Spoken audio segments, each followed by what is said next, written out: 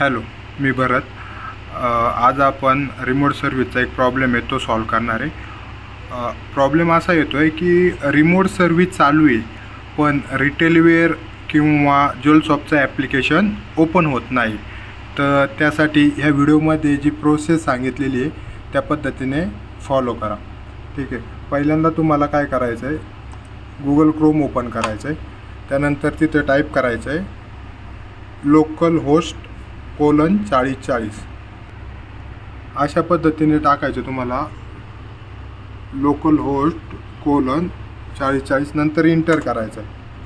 Inter केल्यावर इथं URL दिसते आणि त्या URL वरती क्लिक करायचं आहे. ठीक आहे. URL वर क्लिक केल्यानंतर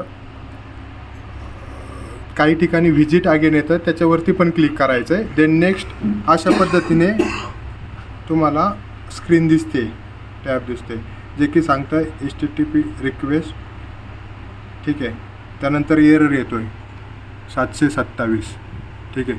तर आपल्याला ह्यासाठी काय करावं लागतं की नवीन मेल ID जनरेट करून, ज्या पद्धतीने आपण नवीन इन्स्टॉलेशन करतो आणि रिमोट की जनरेट करतो, तीच रिमोट कीवरती आपण सिंक टूलला अपडेट करतो आणि त्यानंतर रिसेट करतो. तर त्याच पद्धतीने करायचं, कारण याची ब्रँडविड्थ संपलेली आहे रिक्वेस्टची.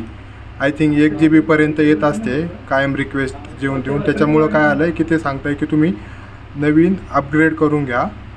ठीक आहे. तर त्यासाठी आपल्याला नवीन प्रोसेस करावं लागते पूर्ण. तर आपण 1-2 मिनटात ती करून घेऊ. तुम्ही चेक करू शकता, आपल्याला नवीन मेल क्रिएट करून ती रिमोट की जनरेट करायची आणि पहिल्या मेलला आहे का नाही अशा पद्धतीने चेक करू शकता. नाव टाकून टाका, तुम्हाला URL भेटते. म्हणजे हा मेल ID यूज केला तर आपण नवीन क्रिएट करणार. आता आपण रिमोट की जनरेट करतो आहे. आपण क्लायंटला विचारलं आहे, क्लायंट ऑलरेडी अजून एक मेल अवेलेबल होता, आपण त्या मेलवरून की जनरेट करतो आहे. आता आपण व्हेरीफाय करणार आहे. आपण त्या मेल IDला कॉल चालू आलेलो आहे. 1 मिनिट सर, होल्ड करा. सिंक टूलमध्ये जाऊन आपल्याला अपडेट करून घ्यायची की आपली जी की आहे तिकडची ती इथं पेस्ट करायची. आता हे आपण त्यांच्या साईड आपण तो क्लायंट सिलेक्ट करून इथे की मॉडिफाय करतो आहे. मॉडिफाय केल्यानंतर सेव्ह करायची, तिथे टाकून सेव्ह. आपण आता की अपडेट केलेली आहे. त्यानंतर ती प्रॉपर अपडेट झाली का नाही ते चेक करायचं आपल्याला. त्यासाठी आपण इथं जाणार, ही एक प्रोसेस करायची. वरती अपडेट केलेली इथं रिसेट की करायची. ठीक आहे. रिसेट केल्यानंतर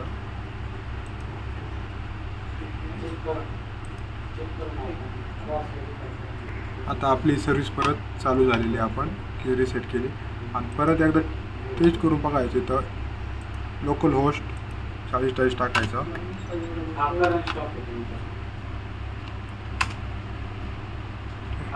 त्यानंतर URL वर क्लिक करायचं. व्हिजिट वरती क्लिक करायचं आणि अशा पद्धतीने आली पाहिजे. आता ही तुम्ही ॲप्लिकेशन लॉग इन होऊ शकता.